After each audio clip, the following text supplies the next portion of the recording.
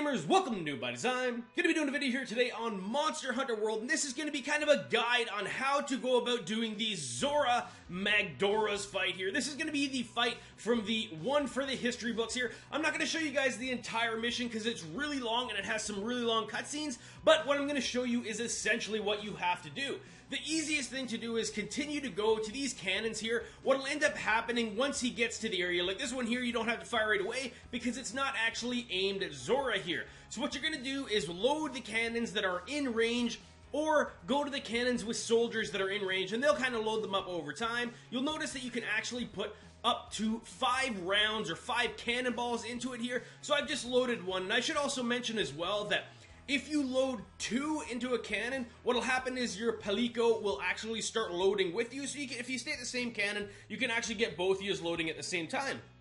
You can actually just go back and forth between cannons as well. Like this one here on the right, you can see that it's being loaded up by one of the soldiers. And what you can actually do is, this one here actually has 5 in it right now, so we'll go ahead, drop all the rounds here, and you'll see that it'll do a significant amount of damage with 150 each shot, and you can actually just keep on going back and forth. It's going to get to a point where he does enough damage that it's going to say, catch a ride, and go ahead to the next area. You're going to climb up this rope, which is at the far left portion of the map, and you're going to work your way to this little tiny totem looking thing here. You're going to go ahead and catch a ride, and then it brings you on top of Zorah's here, or Zorah.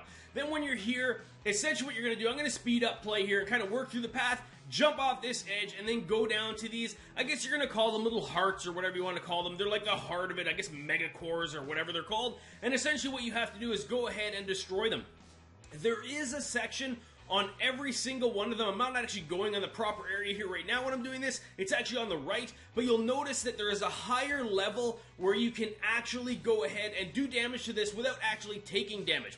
Also on this one here, there's a mining outcrop just on the left, because this fight here, you're actually going to be able to get a lot of stuff, a lot of carapaces, or carapace, I guess is how you say it, and that's going to be beneficial to have later on. You can also get yourself some other gems and stuff like that as well. Now that we've got the first one done, it's pretty much rinse and repeat for the next couple. You'll just follow along this path here, and I recognize that it is going pretty quickly, but that's because otherwise this video would be super long and not super helpful. You can see we're at the second core here. We're going to go ahead and keep on destroying it. Right now I'm on the right area of it. Even though I ran away, it'll actually maybe cause damage if you actually stay just right here, and you'll see it right now. It's actually a safe area when it erupts because, again, it's the tall area of dark color. It doesn't splash on you. You can see that it splashes in every direction and kind of goes around you like there's a block set up on it.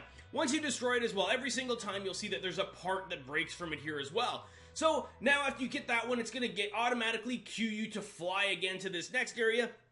If you actually, instead of doing what I'm about to do, you actually go all the way to the top over it, there's actually another mining area there. I've actually got it, but it was kind of confusing the way I went to it later on, so I figured that's the easiest way to explain it.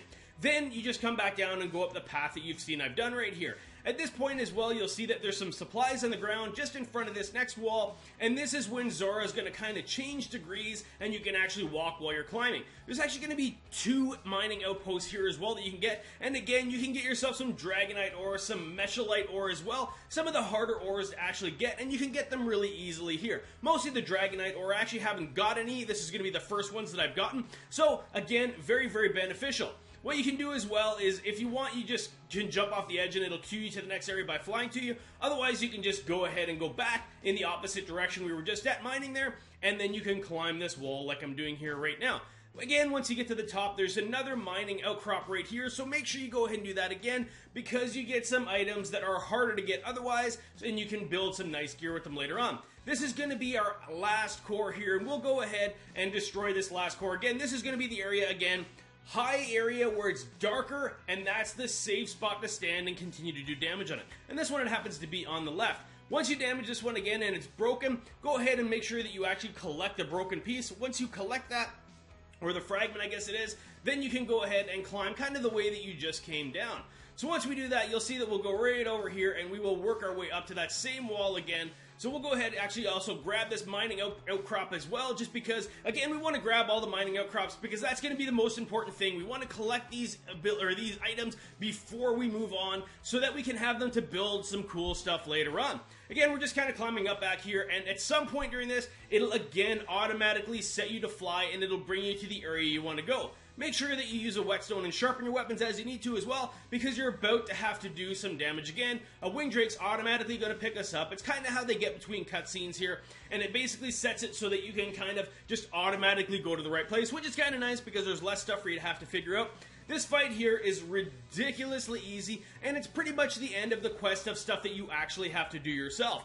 Basically, you have to do like a couple hundred damage, and when you do that, the fight is over and it automatically cues in to a long, super long cutscene. And you'll see this is the entire fight. I haven't cut anything out of this, and literally we probably did about 200 damage. Then it basically spawns in this guy here who just wreaks havoc on it, and eventually the monster gives up and flies away. That's kind of the start of the cutscene, and basically we're done now. Eventually it goes into, like I said, a long cutscene, and then he ends up flying away. That's all there is to this mission here, guys. The only difficult portion about this was basically finding the mining outcrops, which I ended up showing all, except for that one, but I did tell you guys where to go to find that one.